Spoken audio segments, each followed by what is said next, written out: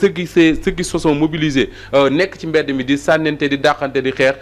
qu'on me dise que c'est des électeurs d'Ousmane Sonko moi je ne le crois pas ku mu bëgg ku mu neex na nga gëm ko l'essentiel mooy tey jii y a un peuple qui s'est levé quand j'ai regardé tout à l'heure des images place de la République en France les Sénégalais qui se sont mobilisés là-bas tu as l'impression que ni Dakar lañ nekk di manifester et c'est la même chose qui s'est passé dans des localités comme Lille Lyon en France et yooyu yëpp su àndandoo ñenn ñi dem bay réclamer finalement le départ du président de la République Sénégal gëj naa ak situation boobu donc il faut que le président de la République comprendre une chose enfin je sais qu'il le comprend mais mu xam ne ñii di manifester ak ñi toog seen kër ak ñi koy soutenir ñëpp moom moo leen jaboote muy Sénégal et que je ne crois pas que lui il est dans son intérêt pour les 3 ou 4 ans qu'il lui reste à gouverner ce pays-là fii ba 2024 que ni ci intérêt am la ñu nekk ci tension bi man cee wéy et man je continue à croire que ni quel que soit le problème juridique wala boog le contentieux judiciaire bi nga xam ne moom moo dox ci diggante diw ak diw ak diw ak diw li ko ëpp solo fuuf Ramatulaay mooy la paix et la stabilité du Sénégal parce que bu ñu nekkul ci paix ak stabilité magistrat yi duñu liggéey li ñu bëgg a liggéey te alkaati yi nekk ci mbedd mi depuis ñaata weer ils sont dans la rue toute la nuit di contrôler ay oto fuy dem ak fuy kii alkaati yooyu bu ñu bëggee continuer ñoom ak gendarme yi ànd bëgg a garder station d'essence yi bëgg a garder magasin yi bëgg a garder institution yi ba pare bëgg di dàqante xale yi ci mbedd mi non cette situation là il faut que ça c'est pas possible c'est intenable comme on dit voilà dañuy dem Colobane fekk fa Moussa Sène moom tamit mu defal ñu le point foofu xool journée bi tey nan la tëddee Moussa allo Moussa Sène oui waaw Rama yaa ngi côté Colobane waaw ñu ngi fii Colobane fi ñu nekkoon démb rek fi nga xamante ni foofu la grande manifestation bi amee woon ni ki démb ginnaaw nag démb tey nag li ñuy gis rek mooy d'abord am na dispositif sécuritaire fa nga xamante ni moo di ca place de l'Obélisque am na ay policiers ñoo fa nekk nga dem ba ci nga ñëw ba ci miiru caserne bi juste ay gendarme aussi ñoo fa nekk loolu day wane ni ñoom nañu bu ñu tëddee njaaxaanaay ndax à tout instant xëy na yëngu-yëngu mën na am mais nag lu ñu nemmeeku tey fii nag calme plat moo fi am ndax dañoo nemmeeku ni lii di oto ak ñi nga xamante ni ñoo di nit ñi ñu ngi dox ci seen soxla nu mu waree fii nag ginnaaw manifestation bi mu amee woon am na ay bâtiment yoo xamante ni lii di vitres yi nga xamante ni ñoo fare ci kaw étage bi wala boog ñu taf leen ci balcon yi vitres yooyu noonu yu bëri am na ay toj nga dem sax fi nga xamante ni moo di ci caserne bi am na benn bâtiment bu mag ba fa nekk jéegu yooyu ni ki di ginnaaw xeer yi nga xamante ni ndaw yi ñu ngi ko doon sànni gis nañ ni dafa dem ba bëtt zeng yi carrément ba presque dénk yi rek ngay gis waaw mais à part loolu daal tey moom calme plat moo fi am ndax ñëpp a ngi dem doxi seen soxla ñi nga xamante ni tam aussi ay fréquentation lañ fiy faral di am aussi ñu ngi fréquenté fii di amal seen waxtaan ak jàmm ak salaam. kon gisagoo foofu benn manifestant bu toog comme démb ni nga xamante ni ñi ngi ko toogee woon ci rond point bi amagul pour le moment ku ci nekk daal yaa ngi dox say soxla. non tel n'est pas le cas aujourd'hui tey moom à part ñi nga xamante ni ñooy doxi seen soxla ñoom rek lay gis ñoom ñu occupé ay jigéen gi mag ak ndaw ñëpp nag ñu ngi dem doxi seen soxla ñu leen neexee ak xel mu dal aussi à part ça nemmeeku ñu benn rassemblement boo xamante wala des manifestants yoo xamante ni pare nañu ngir rek mën a amal ay yëngu-yëngal. voilà Moussa donc ñu jaajëfale yow tamit yaa ñu toogal foofu ci diwaanu Colobane ñu xool rek situation bi démb foofu Issa dund nga aussi manifestation yi démb gis nañu li nga xamante ni am na fa ndax benn moment dafa mel ni dañu demoon pour song yi caserne bi foofu ndax dañu ne Sonko foofu lañ ko denc mu di jàmmarloo boo xamante ni metti woon na torop ñi ngi wax sax benn GIGN également bu ci ñàkk loxoom. mu di koo xam ne ñàkk na ci loxoom. mais nag am na sax keneen koo xam ne ndaw la ci banlieue bu Dakar yaakaar naa lu ñu mel moo ko ñàkkal loxoom ndax lacrymogène la. te loolu déjà danger la ci ñoom ñëpp. ñoom ñi nga xam ne ñoo ko yore ndax bu fekkente ne mën nga ko yor mu kalaate ci sa kaw. ñàkk loola loxo ci lu gaawee noonu ndax daanaka ci ay secondes yu ndaw moom ci la am jafe-jafe yooyu la yaakaar naa lu jar a bàyyi xel la ñoom ñi nga xam ne ñoo di des forces de défense et de sécurité mais itam li ma ta waxaat mooy. jàmmarloo yi ak ni ñu jegeñante woon. xam nga bu fekkente ne ay ndaw la yu nga xam ne tey mën nañu ne ku ci nekk mën nga laal sa morom daanaka ci wàllum takk der yi ak ci ñi nga xam ne ñoo di les civils yu doon manifester loolu lu jar a éviter la ci am réew. ñi nga xam ne ñoo leen génnloo di leen wattuloo kaaraange askan bi yaakaar naa am na discours bu ñu war a tenir te ñoom itam sax dafa mel ni comprendre nañ ko ndax boo xoolee ni ñu ko gérer ni ki dem mënul naa ëpp nii ñaanuñ ko yàlla mais mënul na ne ëpp ndaxte bu fekkente ne ñi ngi leen di sëkkatal ñu dem ba amatuñu loo xam ne moom lañ mën a sànni gone yi ci ay lacrymogène wala yeneen yoo xam ne mën nañ leen ko sànni ngir ñu daw lu dul ñoom ñu taxaw rek di protéger seen bopp te jël seen ay barrage dëpp ko ci seen kanam taxaw di xool loolu yaakaar naa leneen lañ ci war a mën a jàngat ndax am na loo xam ne xewoon na ca barab yooyu fu ko soriwul dara ci ay jëmmi jamono yaakaar naa 93 la mujjum wala 94 ci ay manifestation xam ne ay takk der ñàkkoon nañ ci seen bakkan lii itam bu naree continuer mouvement bi nga xam ne moo di M2D nee nañu dinañ manifester lundi mardi ak mercredi ñam nañ ko démb neex na mardi mercredi ak lundi naka la nar a demee waat loolu xëy na yàlla rek moo ko xam mais ñoom ñi nga xam ne tey ñoo di jeunes yi ku leen mobiliser wala ku leen di woo xëy na moom la ñu am mais lundi déjà bu fekkente ne nit ñi ngi doxi seen i activité ca nam waree xëy na dëkk bi dina jafe ngir ñu mën koo quadriller ba nga xam ne tey takk jar yi dinañ mën a nekk fépp ngir mën a baare ñiy manifester loolu nag yaakaar naa ci manifestation également ñi ngi gis ni opposition bi ñi ngi wax ni am na ay nervis yoo xamante ni ñoom ci seen bopp dañoo dem di piller magasin yi nga xamante ni moom la sànq ñoom Fatou Blondin en tout cas wax ci seen discours ne c'est pas seulement la population nemmeeku nañ ci sax ci seen biir ay nervis yoo xamante ni ñoom ci seen bopp ñooy dem di tirer ay magasin di ko piller également. xam nga loolu moom c'est de bonne guerre parce que déjà Antoine boo xoolee ni mu waxee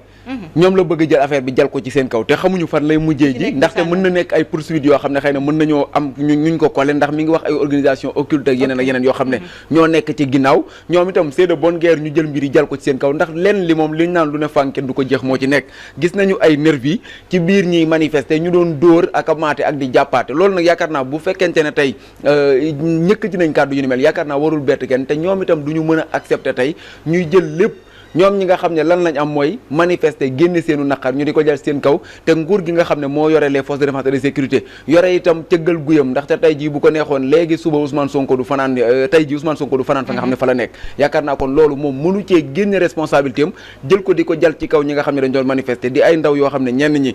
sonn nañu ñii di ay élèves yoo xam ne xëy na seenam njàng demeetul noonu am na ci ñoo xam ne seen ab liggéey daanaka ña ngi koy bëgg a ñàkk ba Covid bi ñëwee léegi ñeneen ñi ci des déjà ku ci nekk rek ci couche bu société bi am na loo xam ne moom ngay exprimer ci message boo xam ne tey moo la tax a génn Moustapha mi ngi koy rappelé sànq gisuñu fa drapeau Pastef photo bu Ousmane Sonko man wër naa manifestation yi ni ki mercredi ba léegi gisuma ko ci manifestation yi gisuma fa sax ku sol casquette Ousmane Sonko gisuma fa sax les têtes de Pastef muy ñi nga xam ne tey ñoo nekkee ci kaw Pastef nga xam ne moom lañ gën a ràññee bu Ousmane Sonko di génn ñu ànd ak moom gisuñu leen ci heureusement ils l'ont compris parce que xëy na bu ñu génnoon nekk ci kanam di xàllal nit ñi fa ñuy jaar yaakaar naa kon leneen la ñuy wax ndaxte kon ba léegi jël nañ leen bu yàgg ngëpp yóbbu ci kaso gi mais génnuñu bàyyi nañu askan wi ñu manifester wax li nga xam ne moo leen naqari te yaakaar naa ku nekk ci Sénégal am nga droit faral Ousmane Sonko wala nga bañ koo faral loolu nag moom la ñu wane ni ki démb bërki démb ba ci àllarba du waa Pastef ñoo nekk ci kanam naan dañ leen di xàllal donte nag xëy na am na kàddu yu mu yëkkati mais loolu itam yaakaar naa lu jar a suivre de près la ndax Ousmane Sonko waxoon na ko. image yi ñuy gis ni c'est les images de Diaobé manifestation yi fa am ci suba ba léegi ba sànq suñu mbokk moomu di Diamadio wax ne am na benn xale bu ci ñàkk bakkanam c'est-à-dire dafa am lu Issa di wax sànq mooy boo xoolee le régime de Wade toog na Sénégal mooy président boo xam ne mën na jàpp ne ba bi muy ñàkk nguur gi il était en état de grâce Wade demoon na ba daan wax ay opposants am naa ne bu ngeen ñemee nañ wàcc ci mbedd mi parce que c'était un président boo xam ne gisuloon lu ko jaaxal face à lui on disait à l'époque d'ailleurs que ne Wade amul opposition bi nga xam ne ñoom ñoo ko mën a tenir tête comme ni ma doon tenir tête Abdou Diouf quand il y a eu les assises nationales yooyu moo servir un peu de d'unité pour boole opposition bi mais assises nationales bi ñu ko paree teewul ñu mënal dara Ablaye Wade il a fallu que ñu dem ba côté 2011 jàpp 2012 quand on a évoqué le ticket présidentiel le Sénégalais yi doog retrouver benn message benn sens combat boo xam ne ñoom ñëpp ñoo ko bokk parce que c'était quoi que ni non ñun ay sénégalais lañ comme Ablaye Wade ni mu nekkee Sénégal du ñu nangu suñu papa yi joxuñu ñu réew mi ñu donn ko Ablaye Wade bu ko jox doomam mu donn ko et ça a suffi pour boole sénégalais yëpp ñu génn dem jàkkaarloog le régime le président Macky Sall bi mu nekkee président ba léegi qu'est-ce que les gens vous disent Ramatoulaye mooy lu mu fi song gagné na ko opposition bi lu mu fi c'est-à-dire que y a même pas de manifestation qui dure 2 heures bi mu nekkee président ak léegi parce que wax nañ fi Karim Wade ensuite Khalifa Sall ensuite parrainage ensuite poste premier ministre yooyu yëpp quelques personnes Guy Marius Sagna Babacar Diop parfois les gens de Y'en a marre ñooy génn dem alkaati yi jàpp yóbbu denc manifestation bi jeex ñaari fan après ñu bàyyi leen ñu ñibbi man j'ai toujours dit que ni nañu def attention parce que il arrivera un moment boo xam ne dina am benn sens benn objectif benn appel wala benn message boo xam ne moom mooy réunir ces Sénégalais là le Covid 19 jaar fi ñëpp xam ne les services de renseignement français waxoon nañ ne Covid 19 xëy na comme ni ñu ko waxee contrairement à ce que l'OMS a dit mën na bañ a faat en Afrique lu bari liñ ci wax mais bu ñu deful ndànk dina yóbbaale ay régime parce que li muy boole ci restriction boole ko ci ay emploi yu dem comme dit Issa boole ko ci dund guy manqué crise économique en général suñu deful ndànk mën na jur dara mais le Sénégal quand même mars 2020 ba mars 2021 les Sénégalais di vivre ces restrictions là à part màggal ak gàmmu amuñu dara luñ fi def ak seen bakkanu bakkan luñ bëgg a def ñu ne leen non du demee nii parce que nangam ak nangam crise sanitaire ñuy gis pendant ce moment là ñi nga xam ne ñoo jiite nguur gi taxul ils se permettent di dem du oui ils se permettent dem luñ bëgg a def te taxul dara wàññeeku ci li nga xam ne moo doon seen train de vie tey bu fekkoon ne Sénégalais dañu sentir que ni les ministres les députés ak ñeneen li nga xam ne ñoom la ñuy dund comme restriction ñoom aussi ñu ngi koy dund c'est-à-dire gis ne ñoom ñëpp accepté nañ dagg seen salaire de moitié seeni oto nangam ak nangam ñu gis par exemple que ni voyage yi du président de voyage ministériel yooyu wàññi nañ bàyyi nañ tere nañ nangam ak nangam les Sénégalais vont se dire ñii kat li ñuy dund la ñuy dund mais Sénégalais boo laaj tey il a le sentiment que ni moom Covid 19 bi moom moo ko war a yanu alors que ñeneen ñi nga xam ne ñoom ñoo jiitu ñoom ñu ngi continuer di mener seen train de vie ni ñu ko doon mener mais loolu su dee dox ay quelques ambulants manifester fi demul fenn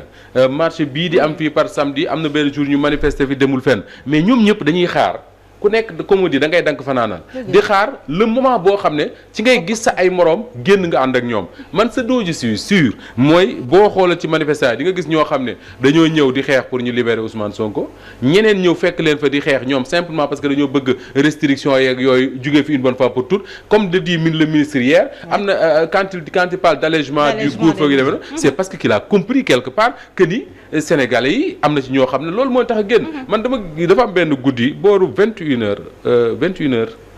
ma génn fii jaar côté jet d'eau bi j'ai vu des militaires j'ai vu également des policiers et j'ai vu des nervis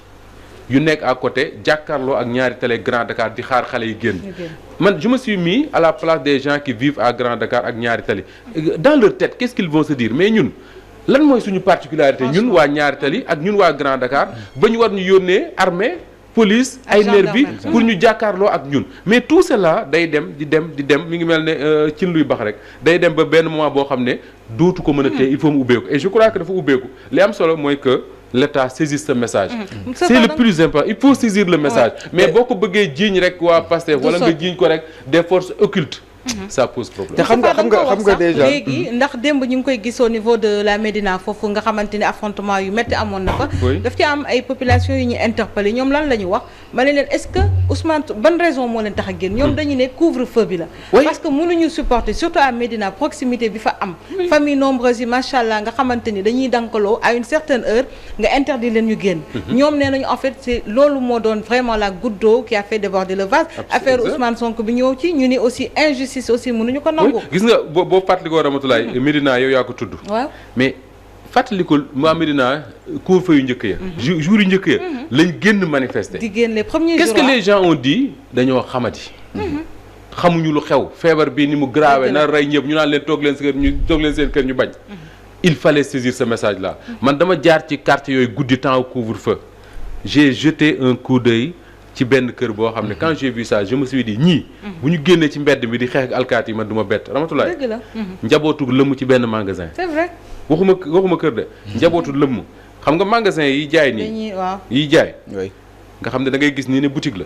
mais guddi jot maa ci teg sama bët xool ak njaboot ne ci biir tëdd ci mais ñooñu soo bëggee ñu tëdd ci biir magasin boobu 21h ba 6h du matin mais ñooñu génn ci mbedd mi xeex ak alkaati yi sax moo fi ñoo am péex plutôt que di tëdd foofu loolu lépp di durer ba léegi te le gouvernement du Sénégal xool le Covid-19 li muy def à travers le monde entier di ko def Brésil Amérique nu ñu koy waxee sax Europe et partout xool li muy def en Afrique xool ce que ça fait au Sénégal un gouvernement aurait dû se dire mais attends le Covid c'est très grave le Covid mi ngi rey mais quand même ñun waruñu tee liggéey parce que su fekkee 10 personnes ñoo par 10 morts par jour. li suñu tali yi di rey par jour ko. moo ëpp. ak yeneen i feebar donc il fallait gérer cette situation là. en plus les fonds yi nga xamante ni gis nañu régime bi ne dajale nañu 1000 milliards yoo xamante ni ana fan la dugg ndax population bi dañ naan gisuñu ko. ministre bi Mansour Faye di wax ni jënd nañ ci ay macaroni jënd nañ ci lii pour jox ko population bi. ça ne sert à rien. ak une communication parfois catastrophique. quand le ministre dit le ministre Mansour Faye je crois. quand on l'interpelle sur la cherté de l'autoroute à péage. mu ne ku bëggul nga jël. ku amul nga jël national bi. quand on dit au ministre de l'intérieur que ni ñaata sénégalais ñoo dee ci mbëkk mi. mu ne ñun nekkuñu pour di wàññi ay néew. tu oublies que ni bi ngay wax loolu am na mère de famille bu toog këram yore rangooñam. doomam dee na ci géej gi. mu dégg la nga naan ko man nekkuma fi pour di wàññi ay néew. est-ce que les gens imaginent ce que ça fait man j'ai l'impression que ni. j'en discutais d'ailleurs ak benn frère sànq. parfois tu te dis mais ñii. ils ont vécu dans les mêmes familles que tous les autres Sénégalais. wala boog dañoo nekk ci nguur changé leen. ñu nekk leneen parce que benn discours bi boo koy tenir imagine le ministre de l'Intérieur li mu wax démb. bu taxawee ne ñii di ne ci mbedd mi nii dañ ay xale day jàng xale day yaru xale day nangam ak nangam or tu oublies que ni ñi ci ëpp ci ñoom. c'est des étudiants de l'université de Dakar. gone yee yàq këram xombol bëri na ci ñoo xam ne dañoo jàngi woon jóge ci seen école daw dem yàqi këram. exactement c'est des étudiants de l'université de Dakar yoo xam ne d'ici 3-4 ans c'est eux qui vont gérer notre administration ñoom ñooy gérer suñu état bi parce que c'est pas des gens yu ne ci mbedd mi. Issa moom ma leen gën a xam soo leen laajoon c'est des étudiants yoo xam ne sori na ci seen jàng 4e année pharmacie la nekk. voilà mu yor xeeram nekk ci biti aussi. ak jigéen ñi parce que déjà bëriwul woon lu ñu doon gis ay jigéen ci ay manifestations. waxuma sax marche pacifique rek mais di yor ay xeer di sànni. da ngay gis jigéen koo xam ne day solo ba jekk. teg périgam ñëw di sànni ay xeer loolu yaakaar naa bokk na ci quand même lu leen gën a sonal. am na benn image bu doy waar qui a fait rire et qui fait scandale en même temps mais. dañu toj magasin Auchan xaw ma ban la nag. ma gis vidéo benn 4x4 ñëw gaare bu weex ci vidéo yi mi ngi circulé ci net bi. am soxna su ci génne dem di jëli di indi di def ci oto bi. ñu naan xoolal kii rek gaare 4x4 di sàcc xanaa durus xam nga loolu lu muy traduire. y a beaucoup parmi nous qui conduisent des 4x4 des véhicules de luxe dans ce pays là am nañ problème mu lekk. et ces messages là. le gouvernement doit comprendre ça Sénégal Ramatoulaye ku fi taxaw naan kenn xiifu fi ku fi taxaw naan nit ñaa ngi lekk à leur faim mais da ngaa demul ci dëcc man boo demee ci dëcc ak ci ngénte yi da ngay mel ne l'histoire ba Mariama Ba di raconter dans une si longue lettre nga xam ne c'est dans les années 60 xaw ma lan wala 80 xaw ma lan quand il dit que ni bu dëj bi bu amee da ngay gis soxna yi ñëw bu ñu yekkee añ ba pare ñu jël décider yooyu yóbbu mais loolu moo am ci suñu dëj yi ba léegi moo am ci suñu ngénte yi ba léegi alors tu as beau faire des comment ils appellent ça BRT autoroute à péage aéroport loolu bu fekkoon ne moom mooy tax sénégalais yi nekk dans de bonnes conditions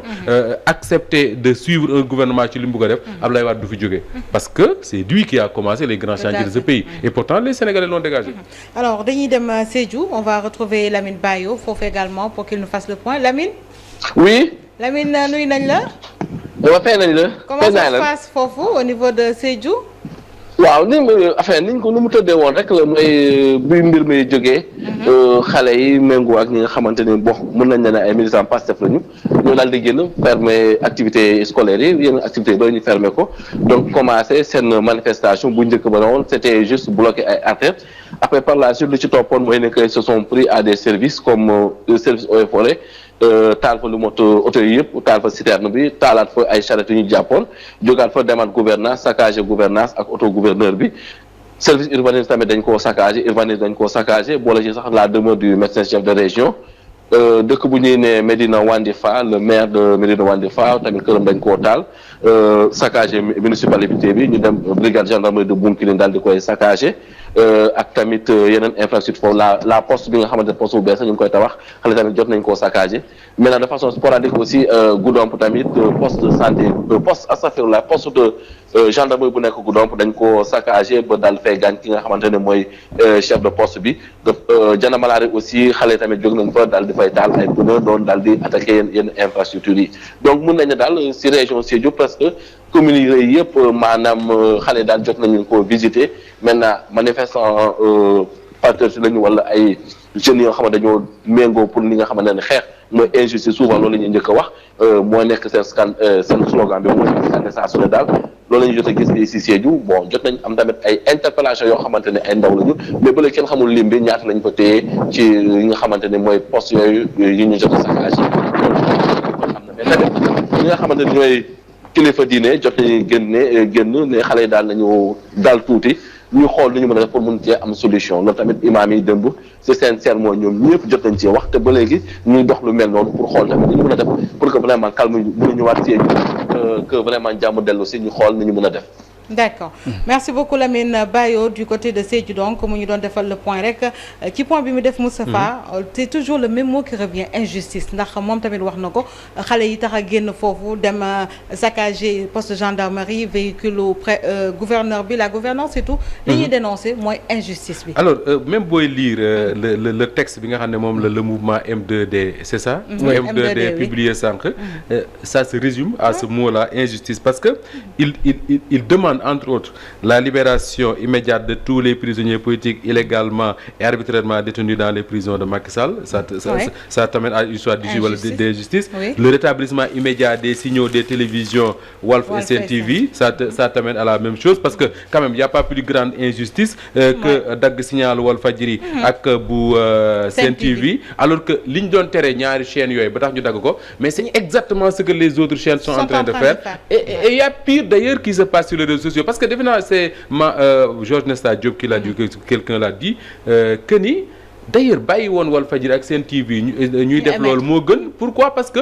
on peut filtrer ñun il y a des images yoo xam ne quand on les reçoit on dit que non yii duñ ko jàllale on a beaucoup filtré mais les réseaux sociaux je suis sûr que tey Walfadjri xalaatul di teg loxo gendarme boobu dagg ca Colobane mais sur les réseaux sociaux les gens diffusent comme ils veulent donc ce n'est même pas intelligent de faire ça alors da nga leen dégg également et c'est ça que Issa a dit tout à l'heure et qui m'inquiète qui inquiète tout le monde que ni na ñëpp wàcc ci mbedd mi pour ñetti fan à partir du lundi ba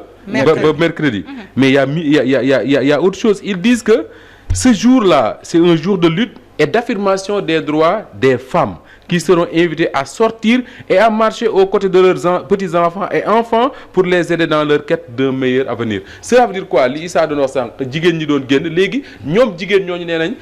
journée yooyu journée wu jigéen ñi la. Ça coïncide au 8 mars aussi. Voilà ça coïncide au 8 mars. Alors imaginez le 8 hier. Et d'ailleurs il faut féliciter les forces de sécurité yi nga xam ne ñoo nekk Ziguinchor démb quand les femmes du bois sacré sont sorties ànd ak seen doom yi muy étudiants yeeg ñooñu marché boulevard 54 mètres jëm ci gouvernance ba ils ont géré ça avec intelligence parce que foofu jigéen dafa am lu mu fa tekki jigéen dafa am cër bu ñu ko fa jox quand on dit femme du bois sacré les gens dañ naan tekk déglu leen parce que dañu am baat am lu ñuy wax mais imaginez le 8 mars jigéen ñi génn ànd xale yi ne dañuy marche si le pouvoir veut gérer ça comme ni ko Antoine Diouf je dis Antoine Diouf toutes mes excuses Antoine Diouf waxee dem que ni l'État va rester ferme force restera à la loi bëgg a jëflante ak ñoom ab lundi imaginez ce que ça va donner donc je crois que ce week-end là samedi bi ak dimanche bi dafa war a permettre au gouvernement ñu xool comment gérer les 3 prochains jours parce qu'il va falloir gérer ces 3 prochains jours là parce que nit ñi dinañ génn dinañ marche bu ci jigéen ñi àndee ce que ça va donner comme image voilà te déjà fi muy sax xëy na gën a méttee mooy un jeune nga gis sa moroomu yaay wala sa yaay ñu laal ko lu mu ndaw ñu xoos ko déjà li muy def ci xol ñoom xëy na comprendre nañ le message ñoom Yacine Fall ndax ay mag lañ ak yor nañ ay doom leer na leen ne tey bu ñu génnee waxuma la sax dóor mais jàpp jigéen rek ci manifestation leneen la ci ku góor ki nga xam ne mooy taxaw di seetaan rawatina di ko xoolee yaayam wala sëram loolu déjà day nekk loo xam ne lu metti la beneen bi topp mooy ñoom xamuñu ne ndànk sax takk der yi ñuy jàngaar lool seen yaay duñ ko nungu man je sais que ni duñ leen nungoo maate ñoom ces femmes là bu fekkente ne niñ ko waxee noonu lañ koy defee takk der duñ leen nungoo gazé comme ni ñuy gazé góor ñi c'est pas possible beneen bi topp mooy déjà ñu ngi ko doon wax dem Pape Sané ci li ñuy investir des fois ci force de sécurité yi alors que tey force de sécurité bu dee maintien de l'ordre la ñuy def rek lan lañ mën a utiliser lacrymogène mënoo utiliser arme donc seen doole lañ yore xëy na jàpp la dóor la bu fekkente ne jegewoo leen mënoo leen a dóor lacrymogène bi bu leen xeeñee mën nañ dem ñëwaat donc pour man dañoo bàyyi ba askan wi dër kiis mooy li wolof di wax dër kiis moo dal askan wi c'est que nag ñoom d'une part dañuy jàpp que ni garaawul mën nañ di leen dóor xam nga dañ ñoo yàgg di dóor boo xoolee jamonoy Wade doon nañ leen dóor ci jamonoy Senghor jamonoy Abdou Diouf ba nga xam ne tey askan wi dem nañoo dem ba miin dóor yooyu noonu tey boo dikkee jàpp ne mën nga leen di dóoroon nañ leen ci jamono ji ñuy def parrainage bi gis nañ ña nga xam ne ñoo jiitu woon ca kanam ñoom lañ jëloon rek jàpp parce que boobu jeunesse bi duñ génn Babacar Diop su ma juumul moom lañ doon jéem a interroger ñu jàpp ko Guy Marius Sagna am na benn photo bu mu nekkee ci buntu oto bi gars yi di ko bloqué photo boobu la woon jour parrainage bi ñoom Idrissa Seck ñu jël leen gazé leen fi nga xam ne moo di Sandaga jàpp yow parce que boobu c'était eux devant léegi nag cette jeunesse là bi nga xam ne tey 15 ans la ñu am 16 ans 17 ans mesuré wu ñu benn risque parce que ñoom xamuñu sax déjà force de sécurité yi naka la ñu war a réagir ak yeneen bu ñu nekkee devant mën nañ la sonal te loolu yaakaar naa nag mooy message boo xam ne quand même état bi pour man war nañ ko mën a dégg du question dana xaar ba comme ni ko ñenn ñi di waxee parce que loolu lay njort itam xaar ba askan wi sonn bu père de famille yëpp sonnee mère de famille yëpp sonn ci xeex bi ku nekk naan na diw wax na sëriñ yi wax na Macky Sall wax ñëpp di ko réclamer mu génn ki mesure te loolu dans les prochains jours mën na ko fi defi. Il faut éviter de jouer avec le temps. Voilà. Il faut éviter de dire on va gagner du temps parce que souvent loolu la ñuy wax Issa dañ naan il ne peut pas je crois que y a le rappeur le comment il s'appelle qui l'a dit hier dañ naan il ne peut pas maintenir la pression c'est-à-dire que l'État peut compter sur ça se dire que ni donc de toute façon s'il dépasse le week-end après ils seront épuisés ça va se calmer après il ne faut pas jouer avec ça beneen bi mooy Issa j'ai l'impression aussi que ni suñu nguur yi du ñuy xalaat un peu les échanges yi nga xam ne moom mooy am entre les jeunes d'Afrique xam nga tey quand Kémi Séba vient au Sénégal d'ailleurs defe naa tere nañ ko ñëw mu ñëw mais quand il vient au Sénégal il discute avec les jeunes Sénégalais ces jeunes Sénégalais là ils gardent le contact ak ñoom à travers les réseaux sociaux tey ñëpp xam nañ ne si Blaise Compaoré est tombé au Burkina Faso le ballet citoyen daf cee jouer un rôle bu am solo te le ballet citoyen lu ko inspiré Y'en a marre le ballet citoyen garde des contacts avec Y'en a marre et d'ailleurs quand ces jeunes-là se lèvent à Dakar moi je sais pas j'ai l'impression que les gens ne lisent pas ce que la presse africaine écrit c'est-à-dire que quand ces jeunes se lèvent à Dakar ñu tudd noowu Kilifeu wala Thiat wala Fadel Barro wala d'autres jeunes yi nga xam ne ils sont un peu connus à travers l'Afrique mais la presse africaine dans les autres capitales da ngay gis dañuy def écho ci loolu seen moroom yooyu message boobu dañ koy porter quelqu'un comme Guillaume Soro hier il a fait un message par rapport à la situation au Sénégal te il y a beaucoup de jeunes leaders en Afrique yu am ces réactions là muy ay ñoom Kémi Séba beneen bi mooy Abdoulaye Wade ñëpp xam nañ ne quand la diaspora a commencé à dire que ni il faut que Abdoulaye Wade jóge fi ce message là dafa amoon portée parce que la diaspora sénégalaise contrairement ak réew yu bari sénégalais yi duñ ay nu ñu koy wax sax duñu ay tukki lang c'est-à-dire que ñoom demuñu toog c'est-à-dire que bu ñu demee nekk fa ñu nekk njaboot yi ñu fi bàyyi ñoo leen di dundal tey jii nii man je m'aventure un peu di lire les sénégalais yi nekk à l'étranger mais tey tu as l'impression que ni ñoom ñëpp ils